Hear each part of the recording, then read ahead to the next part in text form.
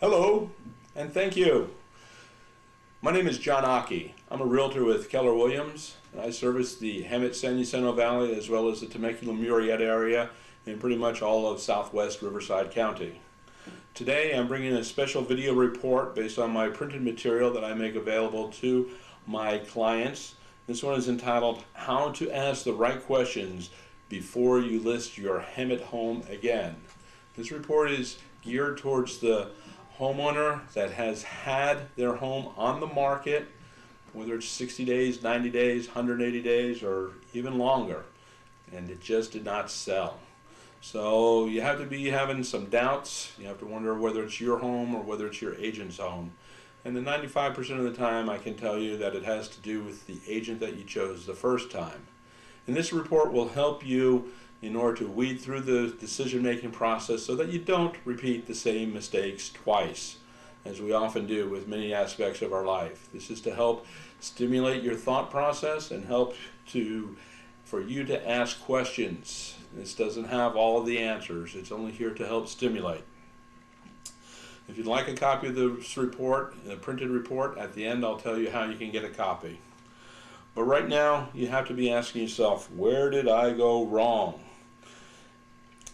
As I said earlier, it's not typically you or your home, but rather that of your prospective agent. So this time we're going to make the right choice. We're going to help you make the right choice. Because literally you have thousands, hundreds of thousands of dollars at stake, and lots of time and weeks and months invested.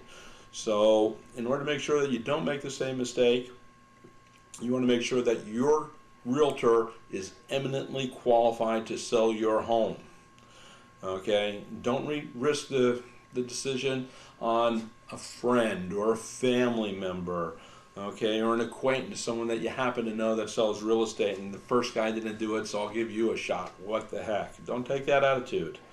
Your listing, your property is easy to come up with an identity of its own as a home that's difficult to sell.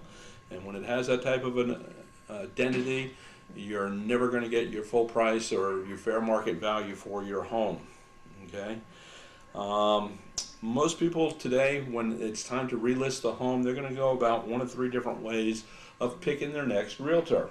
And the first way is they're going to ask their business associates, their friends, their neighbors, their acquaintances, someone from church or the kids' soccer team or wherever the case may be. They're going to ask someone that they trust. Who can they trust? The other alternative is they're going to watch the neighborhood and see who's got signs popping up in the neighborhood, and who has the most signs wins. That's not always a good solution either, although it is a positive indication that somebody's busy listing. It doesn't mean they're busy selling, okay, or selling ethically or selling for top dollar. A lot of times people with a lot of listings, they churn them out, okay. The whole idea is to sell them quickly, and the quickest way to do that is to drop the price, you'll find. Other people, when it's time to pick a new agent, they're going to rely on the reputation of a major national franchise. Well, for example, in Temecula, I believe there's 4 or 5 different Century 21s. Are they all equal? I don't know. I'm not here to rate Century 21. I'm just here to inform you that just because someone has a branded name on their business card does not make it that person that brand. It just means that they're carrying that product line. They're independent people. Realtors are independent, and they come and they go, and they do what they will. Okay, so don't rely on the brand. Brand can be very dangerous. As a matter of fact, all of these techniques can be very dangerous. What you want to do is you want to check your instincts, and you want to trust your instincts first.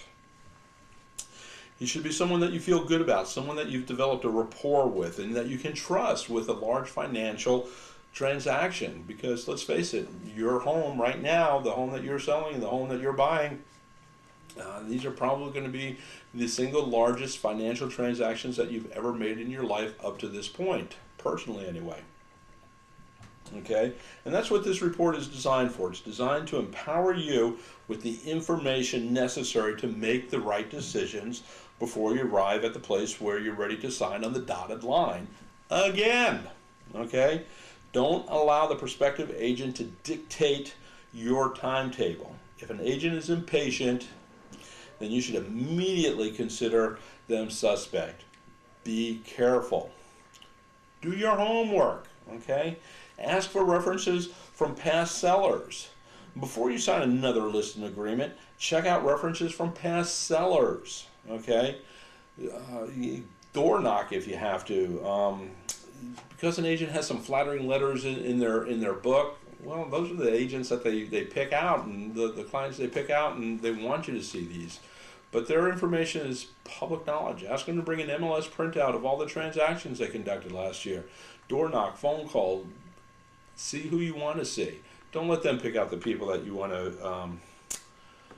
want as a reference, and ask them for their phone numbers. I guarantee you that he's got a phone. He's got their phone number right there. Ask for them. Okay. You also want to know the company's reputation. As I said earlier, the branded national franchise is not a key indicator on whether you should or shouldn't, but you do want to know if a particular company or a particular franchise, a particular branch of a particular franchise, what their reputation is. Are they reputable? Do they have straight shooting agents? Do they have complaints with their local board? Do they have complaints with the California Department of Real Estate? Do they have complaints with the National Association of Realtors? It's all public information. It's all there for you to research and find. So do your due diligence and pick the right agent based on the reputation of the individual and the agent. Okay? Better Business Bureau is another great place to check. Are there complaints? And if there are, and let's face it, people that do a lot of business, we're all going to have somebody that got a feather twisted, and they're going to go and complain, and it's a squeaky wheel that gets the grease type of a thing. And one complaint it doesn't necessarily dictate that there's a problem with that agent. 2, 3, 4 complaints, there's a real pattern that you have to be careful of. Okay. You want to know about the agent's marketing innovations. What do they do? How do they deal with the current market conditions? What's their take on the current market conditions? Why do they feel that your home didn't sell? What are they going to do to beef up advertising for your property, if that's important? How many open houses are they going to hold? What magazines, what newspapers? Are they going to do any other type of multimedia? Are they going to build a website just for your property? What is it that they plan on doing? Okay, and let's face it, right now, March 2006, the market is not the same that it was in a year ago or 2 years ago, certainly. We're expecting a very slow increase in price increases in the next year. So, where does your agent feel that the market's going? Is it realistic? Whatever you do, don't stop asking questions. Questions. The more you can think, the more you'll get answers for, and the better you'll feel. The only thing I ask is that you try to maintain the same line of questioning with each agent that you do interview in order to be able to compare apples and apples and not throw an orange in the mix. All right? And as far as their marketing plan, exactly what do they plan on doing? As for step-by-step process, what are they going to do in the first week? What are they going to do in the first 4 weeks? What are they going to do in the first 2 months, 3 months? How long does it take? What new technologies are they using? And you want to define your planning times. You want to know when different publications are released.